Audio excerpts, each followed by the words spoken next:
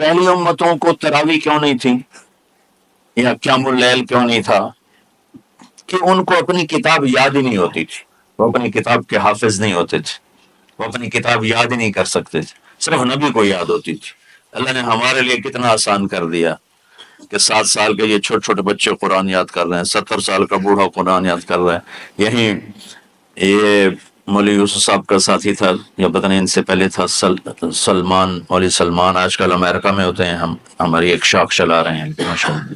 وہ شروع میں یہاں تھے، تو یہاں تراویح پڑھانے کے لیے ہمارے پاس حافظ کوئی نہیں تھا، وہ حافظ نہیں تھے، وہ صبح بیٹھ کے شام تک ایک سپارہ یاد کرتے اور رات عشاء کی نماز میں سنا دیتے، 30 دن میں قرآن یاد کر کے سنا دی۔ مطلب یہ سنی سنائی بات نہیں، ہمارے اسی حسنین، اسی ممبر اور محراب کی بات ہے کہ یہیں اسی مسجد میں انہوں نے صبح سے مغرب تک یاد کرتے تھے اور پھر عشاء میں کھڑے ہو کے سنا دیتے تھے۔ پیچھے ہوتے تو لقمہ کوئی دینے والا شاید، لیکن بہت خوبصورت پڑھ کے ایک دن میں یاد کر کے سنا دیا۔ اور ایک مجھے نام بھول گیا، 3 دن میں قرآن یاد کیا، 10 سپارے ایک دن میں یاد کیے، 10 دوسرے دن میں یاد کیے، 10 تیسرے دن میں یاد کیے۔ وَلَقَدْ يَسَّرْنَاهُ لِلذِّكْرِ وَلَقَدْ يَسَّرْنَا الْقُرْآنَ لِلذِّكْرِ فَهَلْ مِن مُدَّكِرٍ۔ تو اللہ تعالیٰ نے اس کو نصیحت کے لیے بھی آسان کیا ہے اور یاد کرنے کے لیے بھی آسان کیا ہے۔ کوئی کتاب پہلے یاد نہیں ہوتی تھی کسی کو، ماشاءاللہ تم کتنے حفاظ بیٹھے ہیں اللہ کے فضل سے۔ اور جب میں ذرا ہمت میں تھا تو میں 3 دن میں قرآن سنتا تھا تراویح میں، 10 سپارے ایک رات میں، 10 سپارے اس سے اگلے 10 سے، پھر ہفتہ ہو گیا، پھر 10 دن ہو گئے، پھر اب 15 دن ہو گئے، اب 20 دن بھی ہو جاتے ہیں۔ شروع میں 3 دن میں، اور یہی ہمارے مدرسے کے بچے جو مجھے سناتے تھے اور ماشاءاللہ کہیں نہیں اٹکتے تھے۔ ایک تو اسلام آباد میں ہوتا ہے اور ایک اب جنید ہے وہ امریکہ میں ہوتا ہے۔ تو اللہ تعالیٰ نے اس طرح، اور کراچی میں اشار لگے ہوتے ہیں 10 دن میں قرآن ختم، 1 ہفتے میں قرآن ختم، یہ وہاں اشتہار لگے ہوتے ہیں، بھائی آپ ہمارے پاس آ کے تراویح پڑھیں، ہم ہفتے میں قرآن ختم کر دیں، ٹھیک ہے۔ تو اللہ نے ہمیں رات کی نماز عطا فرمائی، اور چونکہ یہ ایک مشقت ہے تو میرے نبی نے کہا رات کی نماز کے ہر سجدے پر 1500 نیکی لکھی جاتی، 1500 نیکی لکھی جاتی۔ اور اللہ تعالیٰ ہر سجدے پر جنت میں ایک محل بناتا ہے جس کے 60,000 سونے چاندی کے دروازے ہوتے، اور ایک درخت اس کے لیے لگاتا ہے جس کے نیچے 100 سال گھوڑا دوڑ سکتا ہے۔ تو رمضان کا اہتمام آپ رجب سے شروع فرما دیتے تھے۔ میرے نبی نے 9 رمضان دیکھے، 9 رمضان اپنی زندگی میں، 9 رمضان۔ 10ویں رمضان سے پہلے آپ اللہ کے پاس تشریف لے گئے۔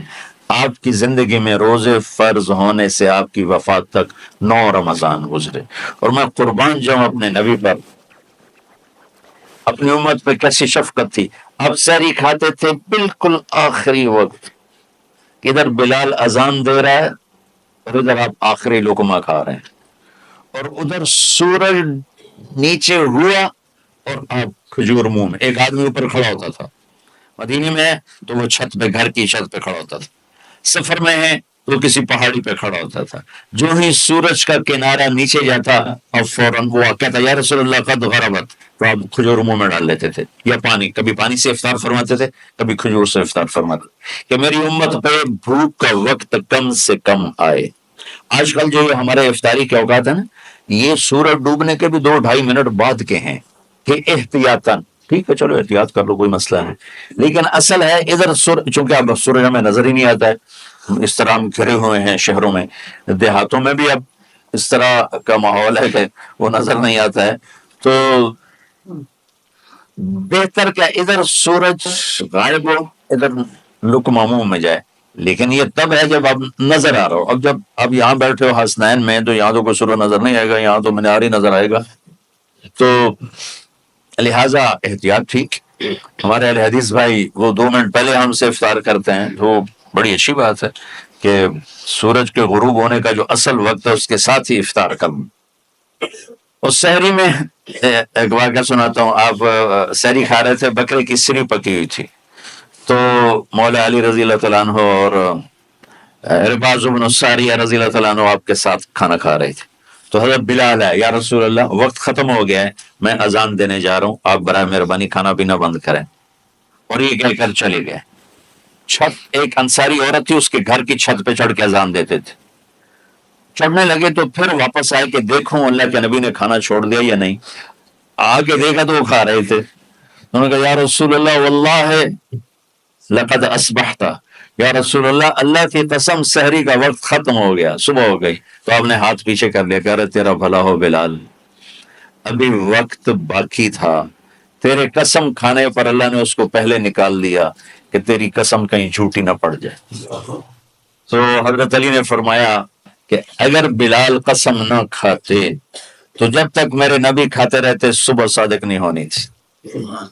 تو بالکل آخری وقت میں آپ کھاتے تھے تاکہ کم سے کم وقت امت پہ بھوک کا آئے. تو اللہ تعالیٰ آپ کے علم میں برکت دے. رمضان علم کا مہینہ ہے, سونے کا نہیں ہے, کھانے کا نہیں ہے, سموسے پکوڑے کا نہیں ہے. رمضان علم کا مہینہ ہے.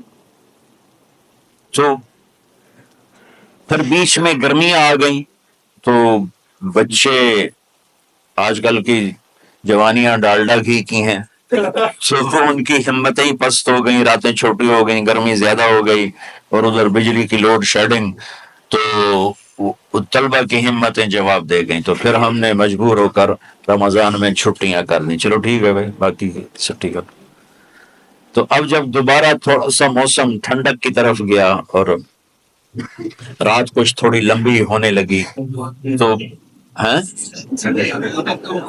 جو ابھی ٹھنڈ ہوئی ہے اس کے بارے میں سمجھ رہے ہیں, وہ صاحب کا بتا رہے ہیں آپ. ابھی تو ٹھنڈ نہیں ہوئی.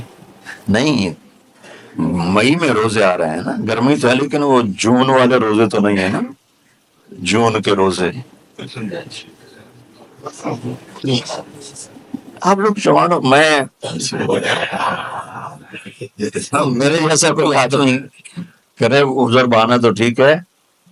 ایک دفعہ نا ہمارے 3 سال مسلسل فصلیں برباد ہو گئی اور ہم بہت سارے مقروض ہو گئے, اور تقریباً 99% ذمہ داروں کے پاس پیسہ جمع نہیں ہوتا, تازہ ہی لگتا ہے, آتا جاتا ہے. جو بالکل بخیل ہوتے ہیں اور مہاشوم ہوتے ہیں وہ کوئی پیسے بچا لیں تو الگ بات. تو خطرہ یہ ہوا کہ اب اگر فصل اچھی نہ ہوئی تو زمین بیچنی پڑے گی قرضہ اتارنے کے لیے. تو میں نا رائمنڈ سے بیمار ہو کے 4 مہینے کی چھٹی پر گھر آیا ہوا تھا. پہلی دفعہ مجھے 4 مہینے کی چھٹی ملی, یہ 86 کی بات. تو اوپر سے کپاس کی فصل کا موسم آ گیا. تو میں نے اپنے والد صاحب سے اجازت مانگی کہ اگر آپ اجازت دیں تو اس دفعہ میں کاشت کروا لوں. کہنے کے کروا لوں. تو ادھر کپاس کی کاشت شروع ہوئی, ادھر روزے شروع ہو گئے. اب 15 ایکڑ کے پلاٹ تھے, تو ٹریکٹر چلتا تھا اور بیج پیچھے ڈرل ہوتی تھی, اس میں بیج ہوتا تھا, آگے پائپ ہوتا تھا, اس میں سے وہ گرتا تھا اور دانا دانا ہو کے وہ زمین میں اتر جاتا تھا. لیکن کبھی ایسا ہوتا تھا کہ چونکہ اس پر ریشے ہوتے ہیں بیج پر, تو وہ پورا ایک گچھا بیج کا پائپ میں آ جاتا تھا,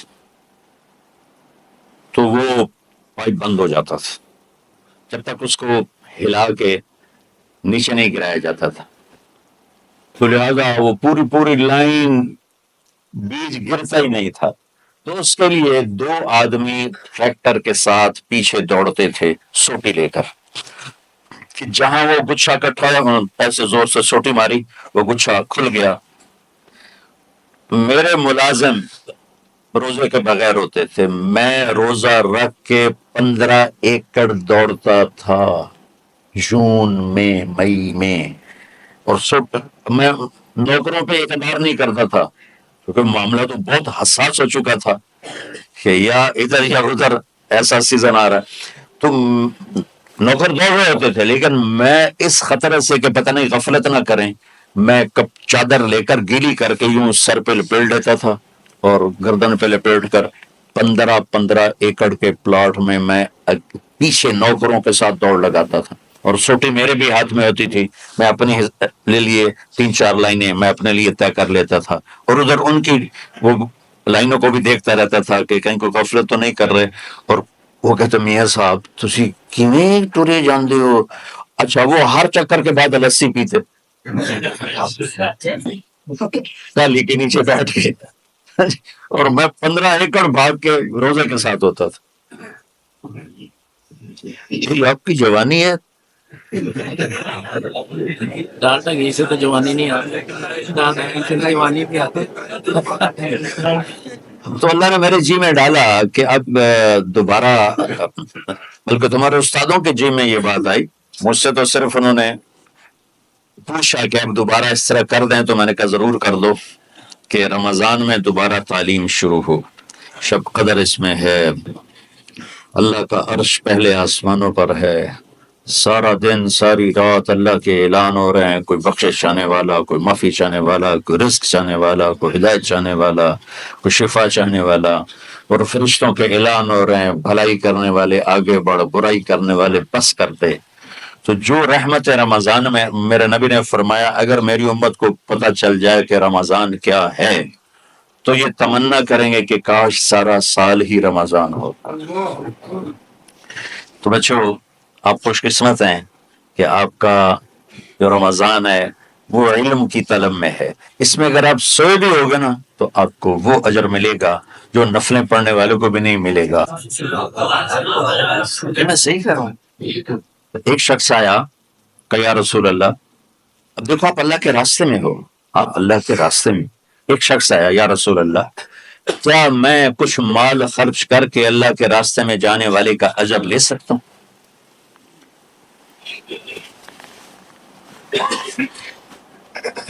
من خرج فی طلب العلم فہو فی سبیل اللہ۔ آپ نے فرمایا کتنے تیرے پاس؟ کہنے لگا جی 6000۔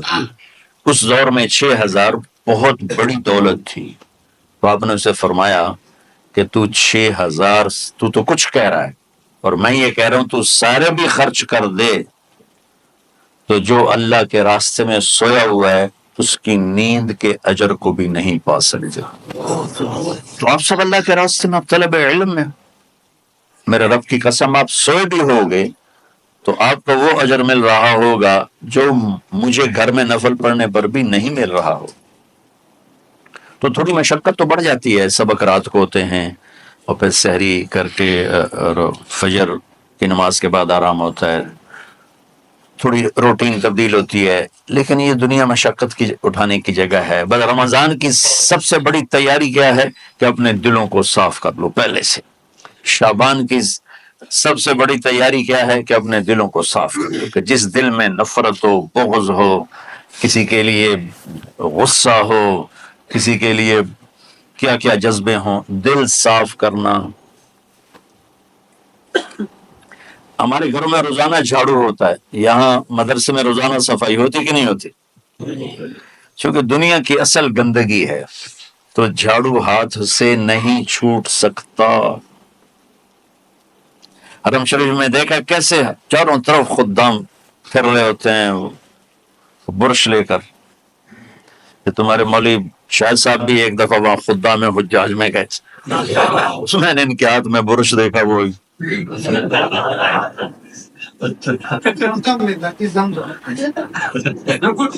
وہ حرم ہی ہے۔ کون سا سن تھا؟ 97۔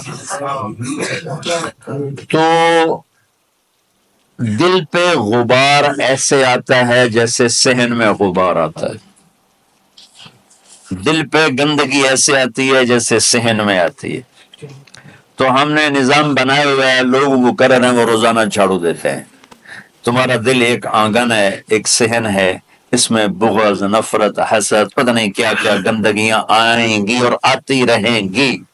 بچوں ایک کام کرو، جھاڑو پکڑ لو، صاف کر. یا اللہ معاملہ تجھ سے کرنا ہے، لوگوں سے نہیں. کسی نے برا کہا، کسی نے غیبت کی، کسی نے گالی دی، کسی نے دھکا دیا، کسی نے حق مارا، کسی نے کچھ کیا، یا اللہ تیرے سپرد میں نے اپنے دل کو سب سے صاف کیا، میں نے اپنے دل کو سب سے صاف کیا. یہ اتنی بڑی عبادت ہے کہ بڑے بڑے نفلوں والے، تہجد والے، حج عمرے روزے والے تمہیں نہیں پکڑ سکیں گے، کیونکہ اس کا کرنے والا دنیا میں کوئی نہیں. نفل پڑھنے والے تو بے شمار ہیں، عمرے کرنے والے بے شمار ہیں، علماء بے شمار ہیں، حاجی بے شمار ہیں، سخاوت کرنے والے بے شمار ہیں، لیکن اس ٹکڑے کو صاف کرنے والا لاکھوں میں ایک بھی نہیں. مشکل کام ہے، آپ یہ سیکھ لیں. صاف کرو، صاف کرو، صاف کرو. یہ رمضان کی سب سے بڑی تیاری اور علم کو حاصل کرنے کی سب سے بڑی چابی ہے کہ اپنے دل کو کھلا کر لو. کوئی چیز خالی ہوگی تو کچھ آئے گا. جس دل میں بغض بھرا ہو، نفرت بھری ہو، حسد بھرا ہو، کینہ بھرا ہو، اس میں خاک آئے، اس میں تو علم کی ایک کرن بھی نہیں آئے. اس زبان سے چاہے جتنے مرضی موتی بکھیرے، دل اس کا اندھا ہوگا. لا تعمل ابصار ولكن تعمل القلوب التي في الصدور. یہ آنکھوں سے اندھے نہیں، دل سے اندھے ہیں. تو بچوں اپنے دل کو صاف کرنا سیکھو. وہ کتنی مشہور حدیث ہے، آپ نے کہا اس دروازے سے ایک جنتی آ رہا ہے. ایک انصاری صحابی داخل ہوئے، جوتا ہاتھ میں، داڑھی میں وضو کا پانی. اگلے دن اس دروازے سے ایک جنتی آ رہا ہے، تو ایک صحابی آئے، ہاتھ میں جوتا، داڑھی میں وضو کا پانی. وہی صحابی اگلے دن اس دروازے سے ایک جنتی آ رہا ہے، تو وہی صحابی 3 دن جنت کی بشارت لیا. اس صحابہ کی جماعت میں ایک شخص ہیں جن کا نام ہے عبداللہ بن عمر بن عاص. ان سے بڑا عبادت گزار صحابہ میں کوئی نہیں تھا، نہ سابقین میں، نہ متاخرین میں، نہ پہلوں میں، نہ بعد والوں میں. ان کی عبادت کیا تھی؟ ساری رات جاگنا، سارے دن کا روزہ، اور ایک ختم قرآن صبح سے شام. اتنی اللہ نے طاقت دی تھی. پھر وہ غلوم والی بات آ گئی، ایکسٹریم ہونے والی بات آ گئی. ان کی شادی والی رات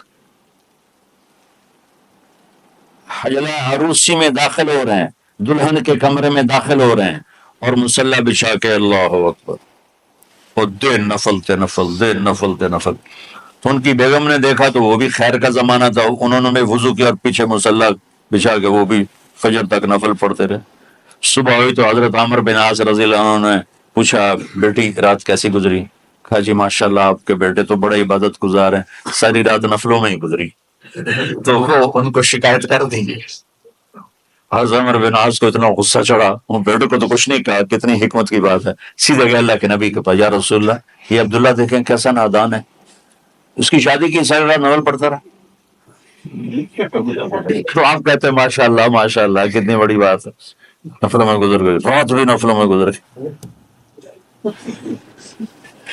جیسے بعض وہ تبلیغ والے کہتے ہیں بچے کی ٹانگ ٹوٹ گئی پھر بھی گشت نہیں چھوڑ. کیسے احمقانہ باتیں کرتے ہیں. تو آپ نے حضرت عبداللہ بن عمر کو بلا کے ڈانٹا کہ تو نے مہینے میں 3 دن روزے رکھنے ہیں، بس اس سے زیادہ نہیں رکھنا، اور ہفتے میں 1 قرآن ختم کرنا ہے. یا رسول اللہ میرے اندر طاقت زیادہ ہے. پھر اچھا 15 دن روزے رکھنے، کہنے میرے اندر طاقت زیادہ ہے. آپ اس کو تھوڑا تھوڑا کر کے گھٹاتے رہے، اور وہ ہر دفعہ نہیں یا رسول اللہ میرے اندر طاقت زیادہ ہے. تو آخر میں آپ نے کہا اچھا چلو 100 میں داؤدی پہ آ جاؤ، 1 دن روزہ رکھو، 1 دن افطار کرو، اور 3 دن سے پہلے قرآن ختم نہیں کرنا. تو آپ نے اس کو پیچھے کیا. یہ بیٹھے تھے اس محفل میں، ان کے دل میں آیا کیا یہ بزرگ مجھ سے زیادہ عبادت کرتے؟ رات میں ساری جاگتا ہوں، دن روزہ رکھتا ہوں، 1 ختم کرتا ہوں، تو جنت کی بشارت تو مجھے ملنی چاہیے تھی، ان کو کیسے مل رہی ہے؟ یہ کسی کتاب میں نہیں لکھا کہ یہ ان کا جذبہ تھا، لیکن جو کہ میں ان کی سیرت کو جانتا ہوں تو مجھے خیال آتا ہے کہ ان کی نفسیات میں یہ بات آئی ہوگی، چونکہ صرف انہیں کو خیال ہے کہ میں جا کے دیکھتا ہوں کہ یہ بزرگ کیا کرتے ہیں، تو ان کے پاس پہنچ گئے. چاچا ذرا، وہ ادھیڑ عمر تھے، چاچا وہ میرے ابا تھوڑے ناراض ہیں تو کچھ دن آپ کے پاس گزارنا کا. بیٹا بسم اللہ آ جاؤ. اب رات ہوتے ہی عشاء کی نماز پڑھ کے انہوں نے جلدی سے چادر اوپر لی اور یوں سراغ کر کے ان چاچا کو دیکھنے لگے ایسے کر کہ اب یہ کیا ساری رات سجدہ کرے گا اور ساری رات روتے روتے روتے روتے مسئلہ گلا ہو جائے گا، یا ساری رات رکوع کرے گا، ساری رات قیام کرے گا، ساری رات قرآن پڑھے گا. اس تصور سے یوں دیکھ رہے. اور وہ بزرگ صحابی تشریف لائے، سرانے پہ سر رکھا، اللہ بسم کا منہ تو ہو گئے. اب یہ دیکھ رہے ہیں ابھی اٹھیں گے، ابھی اٹھیں گے، ابھی اٹھیں گے. اٹھے نہیں، فجر کی اذان پہ اٹھے. اب یہ تو حیران پریشان ہو گئے کہ یہ کیوں. اس زمانے میں تو منافق تہجد نہیں چھوڑتے تھے ڈر کے مارے کہ پتہ نہ چل جائے ہمارے کفر کا. تو یہ چاچا جنت بھی لے گیا تو ستا بھی پیا کہ چلو کل دیکھوں گا. اگلی رات پھر چادر سر پہ کر کے یوں سوراخ کر کے لیٹے ہوئے اور دیکھ رہے. چاچا پھر تشریف لے اور سرانے پہ سر رکھ، اللہ بسم کا منہ تو ہو گئے. فجر کی اذان پہ اٹھے. یہ اور پریشان ہو گئے کہ میرا نبی کا فرمان تو سچا ہے، اس میں تو شک بھی کفر ہے، لیکن عمل کیا ہے جس پر اس کو جنت کی بشارت ملی؟ 2 رکعت نفل بھی نہیں. اور آج کے دور میں تم میں سے ماشاءاللہ اکثر بچے تہجد پڑھتے ہیں. کہ ایک رات اور دیکھوں گا، پچھلے تھا اللہ بسم کا منہ ساری رات. تو تیسری رات پھٹ پڑے عبداللہ بن عمر، کہنے گے چاچا میری ابا سے کوئی لڑائی نہیں تھی، 3 دن میں تیرے بارے میں سنتا رہا، جنتی جنتی جنتی. میں دیکھنے آیا تھا کہ آپ کیا کرتے ہیں. آپ تو کچھ بھی نہیں کرتے ہو، ساری رات سوتے رہتے ہو، آپ کیا کرتے ہو؟ ان کا بیٹا یہی ہے جو تم نے دیکھا ہے.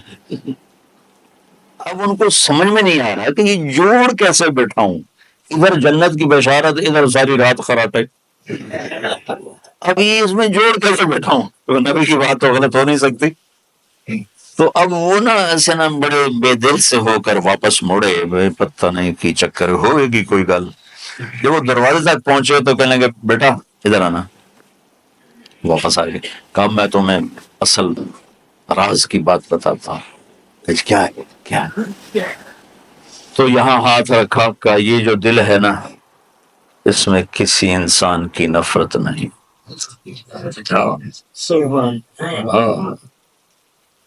اور جب اللہ کسی کو رزق دیتا ہے، عزت دیتا ہے، مجھے کبھی حسد نہیں ہوا، مجھے خوشی ہوتی. تو عبداللہ بن عمر نے کہنا تھا ہاں یہ بات ہے. نہیں، ان کا ہاذا ہوا، اچھل کے کہنے لگے ہاذا ہوا، ہاں ہاں ہاں یہی ہے یہی ہے یہی ہے. پھر کہنے کہ چاچا پر یہ میرے بس کا نہیں ہے، کون کرے گا یہ؟ اتنے بڑے آدمی ہو کر کہہ رہے ہیں کہ یہ میرے بس کا نہیں. تو بچوں، دنیا میں جنتی بننا ہے اور علم اللہ سے لینا ہے تو اسے صاف کر دو. سب کی نفرت سے اس نے مجھے یہ کیوں کہا، اس نے مجھے یوں کیوں دیکھا، اس نے میرے بارے میں یوں کیوں کہا، اس نے میرے بارے میں یہ کیوں لکھا. اس کی تعریف ہوتی، میری کتنی برائی ہوتی.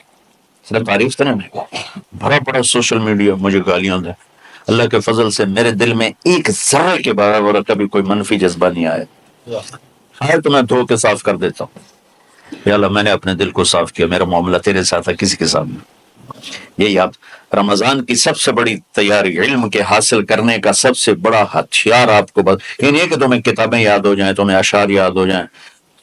میں کتابوں کا حافظ تھا جب میں پڑھتا تھا، اور دیوانوں کا حافظ تھا اشعار کا. تم کچھ بھی نہیں یاد رہا کیونکہ وہ پڑھائی والے راستے پر چلا نا. اللہ نے تبلیغ میں چلایا، پھر بیماریاں آ گئیں، مصروفیتیں آ گئیں، تو وہ مطالعہ ہی ختم ہو کے رہ گیا.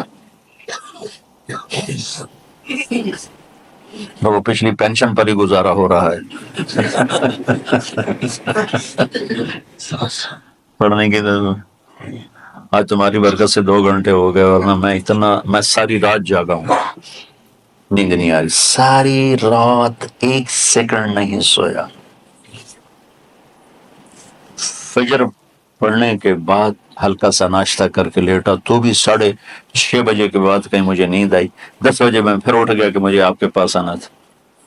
تو میرے بدن کا جوڑ دکھ رہا تھا. میرے خیال تھا 1 گھنٹہ بات کر کے فارغ ہو جاؤں گا، لیکن 2 گھنٹے اللہ نے آپ کی روحانیت متوجہ ہوتی رہی، اس کی تو فعل اللہ نے بات کہلوا دی. تو ساری امت سے کہتا ہوں رمضان کا استقبال کرو دلوں کو صاف کر کے، نفرتوں کو مٹا کے، مذہبی نفرت، دنیاوی نفرت، رشتوں کی نفرت، بول چال کی نفرت، سیاست کی نفرت، لین دین کی نفرت، ان سب سے اپنے دل کو صاف کرو تاکہ رمضان میں اللہ نے علم اتارا، اللہ تعالیٰ آپ کو علم عطا فرمائے.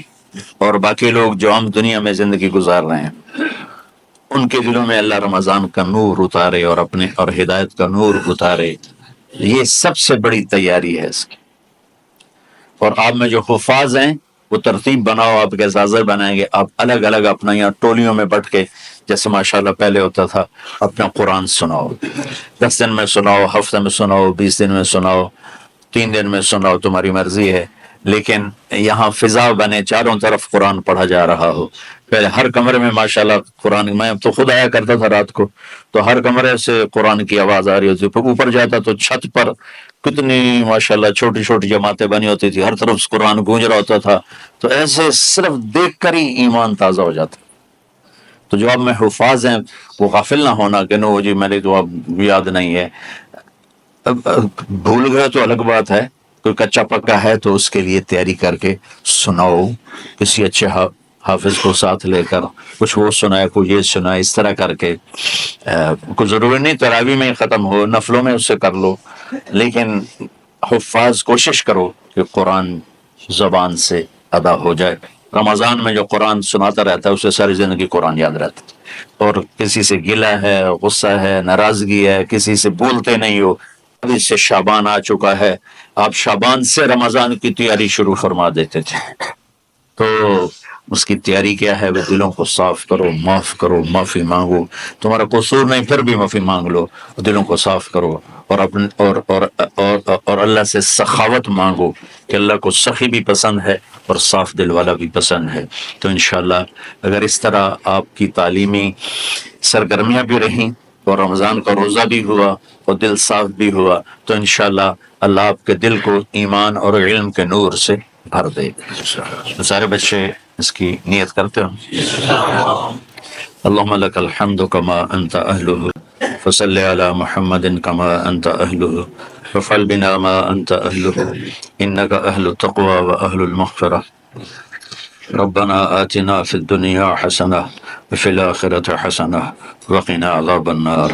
ربنا اصرف عنا عذاب جهنم إن عذابها كان غراما.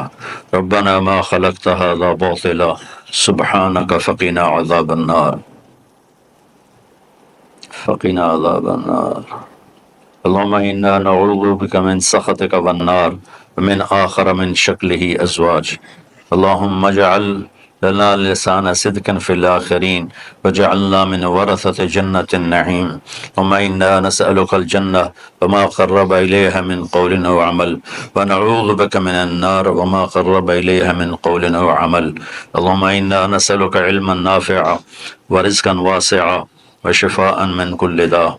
اللهم نور قلوبنا بالإسلام ونور قلوبنا بالإيمان ونور قلوبنا بالقرآن ونور قلوبنا بنورك وبنور حبيبك ووفقنا لما تحب وترضى من النية بالقول والفعل والعمل والهدى إنك على كل شيء قدير.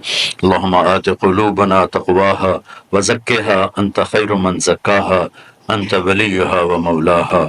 اے زمین آسمان کے شہنشاہ، اے وہ ذات جسے زوال نہیں، جو ہر ضعف سے پاک ہے، ہر کمی سے پاک ہے، ہر عیب سے پاک ہے.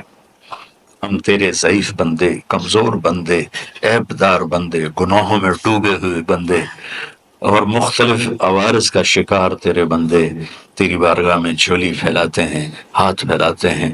تو واحد شہنشاہ ہے جس سے مانگو تو خوش ہوتا ہے، نہ مانگو تو ناراض ہوتا ہے.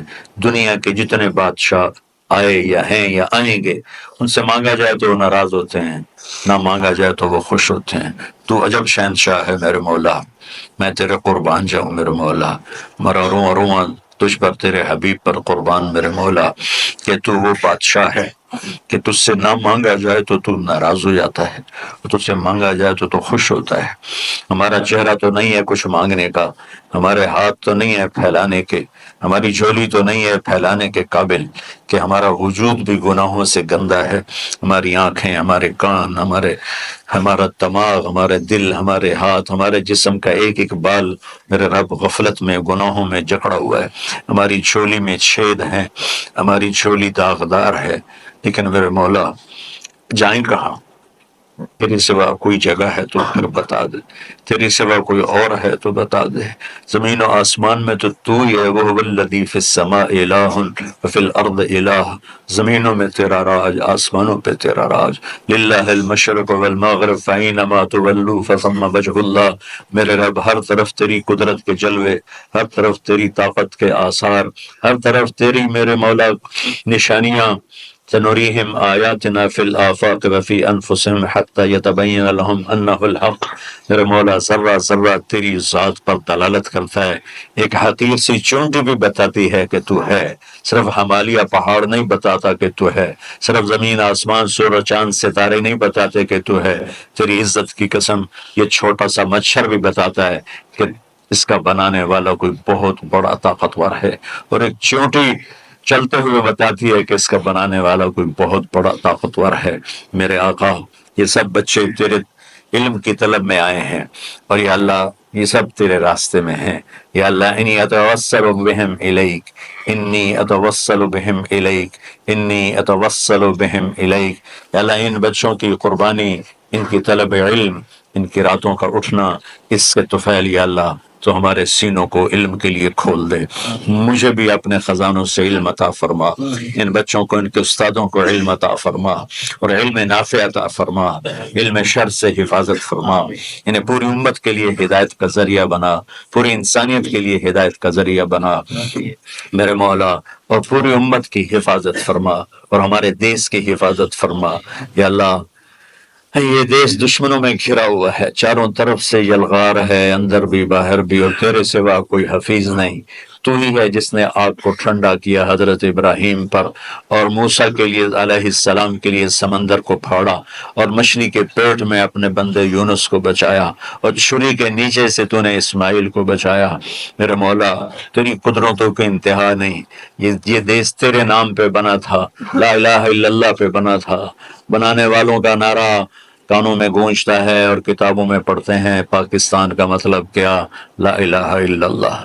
یا اللہ اس پورے زمانے میں دو ریاستیں تیرے نام پہ بنی، ایک مدینہ کی ریاست اور ایک پاکستان کی ریاست، لیکن میرے مولا ہم نے تیری اس نعمت کو بہت گندا کر دیا، غلیظ کر دیا، ظلم سے بھر دیا، قتل سے بھر دیا، چوری سے بھر دیا، ڈاکے سے بھر دیا، جوئے شراب زنا سے بھر دیا، نہ سود سے بھر دیا، کھوٹ سے بھر دیا، بددیانتی سے بھر دیا، ماں باپ کی نافرمانی سے اسے گندا کر دیا، ظلم و ستم گالی گلوچ سے، نمازیں چھوڑ کر، روزے چھوڑ کر، یا اللہ لیکن اس کے باوجود وہ لوگ جنہوں نے اس کے لیے قربانیاں دی تھیں، وہ 6 لاکھ انسان ذبح ہوئے تھے، وہ سارے مخلص تھے، ان کا خون تیرے نام پہ بہا تھا، ان کی طفیل میرے مولا اس ملک کی حفاظت فرما، اس کے حکمرانوں کی، اس کے تاجروں کی، اس کی فوج کی، اس کی پولیس کی، اس کے تمام سرکاری محکموں کی، اور تمام دنیاوی محکموں کی، اور تمام یا غیر سرکاری محکموں کی، اور بازاروں کی،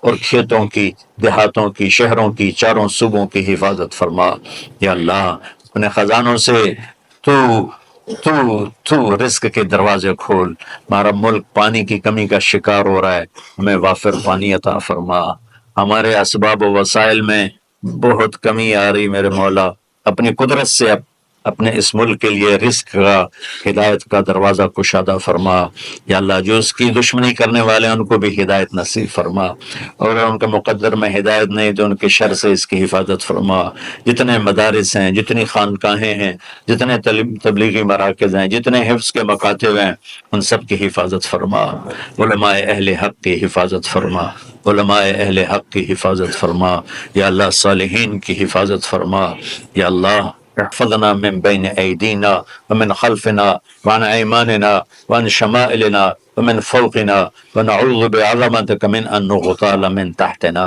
اللهم انا نعوذ بك من الاغتيال، اللهم انا نعوذ بك من ان نغتال من تحتنا، اللهم احفظنا من كل بلاء، اللهم احفظنا من كل شر ومن كل بلاء وعافنا من كل شر ومن كل بلاء۔ یا اللہ تو پوری امت پہ کرم فرما، رحم فرما، یا اللہ پوری امت کا کہ خون کی، عزت کی، جان کی، مال کی، بچوں کی، بچیوں کی، عزتوں کی حفاظت فرما، پوری دنیا کے کفر کو ہدایت دے دے، پوری دنیا کے غیر مسلموں کو ایمان دے دے۔ رزق بڑھانے کا وظیفہ بتاتا ہوں، تجربہ نہ کرنا، یقین سے کرنا، چونکہ تجربہ ہوگا میری بات جی مولوی طاہر جمیل گل کی تھی کر کے وینے آئے، ٹھیک ہے کرو، تجربہ کرو۔ میرے نبی کی بات کا تجربہ، روزے کو کمال تک پہنچانے کے لیے 4 چیزوں کو چھوڑنا ہوگا، 4 چیز اگر ہیں، نہیں ہے تو مبارک، ہیں تو چھوڑنا ہوگا۔ میرے نبی نے فرمایا جو شراب پیتا ہے اس کا روزہ اوپر نہیں جاتا ہے، تو اگر کسی کو عادت ہے توبہ کرے۔ انبیاء کیوں آتے ہیں؟ اللہ نے جتنی مخلوق بنائی ہے اس میں صرف انسان ایک ایسی مخلوق ہے، اور جنات، جن کو اللہ نے امتحان کے لیے پیدا کیا ہے۔ خلق الموت والحیات لیبلوکم ایکم احسن عملا، ہم نے زندگی اور موت کو پیدا کیا ہے کہ ہم دیکھیں تم میں خوبصورت عمل کر کے کون آتا ہے۔ انا جعلنا ما علی الارض زینۃ لها لنبلوہم ایہم احسن عملا، ہم نے یہ دنیا تمہارے لیے بڑی خوبصورت بنائی ہے، لیکن ہم یہ دیکھیں گے کہ عمل کو خوبصورت کون بناتا ہے۔ تو یہ ہمارا امتحان ہے، باقی کسی مخلوق کا امتحان کوئی نہیں، لہٰذا وہ جو بھی کر لیں وہ ٹھیک ہے، جو نہ کریں وہ بھی ٹھیک ہے، لیکن انسان کے ساتھ صحیح اور غلط کا ایک نظام ہے، اس کے ساتھ موت کے بعد اٹھنے کا ایک نظام ہے۔ تو اس کا کیسے پتہ چلے گا؟ یہ انسان کا جو علم ہے وہ بے بس ہے۔ ساری مخلوق کو اللہ پیدا کرتا ہے انتہائی تعلیم یافتہ، ربنا الذی اعطی کل شیء خلقہ ثم ہدی، جس نے ہر مخلوق کو پیدا کیا اور اسے زندگی گزارنے کا علم دیا، انہیں پورا علم ہوتا ہے۔ انسان کا علم، واللہ اخرجکم من بطون امہاتکم لا تعلمون شیئا، ہمیں اللہ کہہ رہا ہے میں نے تمہیں ماں کے پیٹ سے نکالا، تم کچھ بھی نہیں جانتے تھے۔ چڑیا کے بچے کو اپنی زبان سیکھنی نہیں پڑتی، ہم اپنے بچوں کو سکھاتے ہیں۔ چڑیا کے بچے کو، کسی بھی پرندے کے بچے کو آپ بند کر دو، کسی سے نہ ملنے دو، اسے اپنی زبان کا پتہ ہے میں نے کیا بولنا ہے۔ انسان کے بچے کو بند کر دو 2 سال، وہ گونگا ہو جائے گا، اسے ایک لفظ بھی نہیں آئے گا۔ تو اللہ تعالیٰ کہہ رہا ہے تم کچھ بھی نہیں جانتے تھے۔ فَجَعَلَ لَكُمُ السَّمْعَ وَالْأَبْصَارَ وَالْأَفْئِدَةَ لَعَلَّكُمْ تَشْكُرُونَ، پھر تمہیں علم حاصل کرنے کے آلات دیے، آنکھیں دیں، کان دیے، اور دماغ دیا، عقل دی، تاکہ تم حاصل بھی کرو، شکر بھی ادا کرو۔ پھر ہم جو علم سیکھ لیتے ہیں، اور آج علم کی بڑی انتہا ہے، لیکن علم ایسی چیز ہے جس کی کوئی انتہا نہیں، دنیا ختم ہو جائے گی اور علم کا ذرہ بھی کم نہ ہوگا، چاہے وہ کسی بھی شعبے کا ہو۔ تو اللہ تعالیٰ فرماتا ہے وَمَا أُوتِيتُم مِّنَ الْعِلْمِ إِلَّا قَلِيلًا، ہم نے جو تمہیں علم دیا ہے بہت تھوڑا ہے۔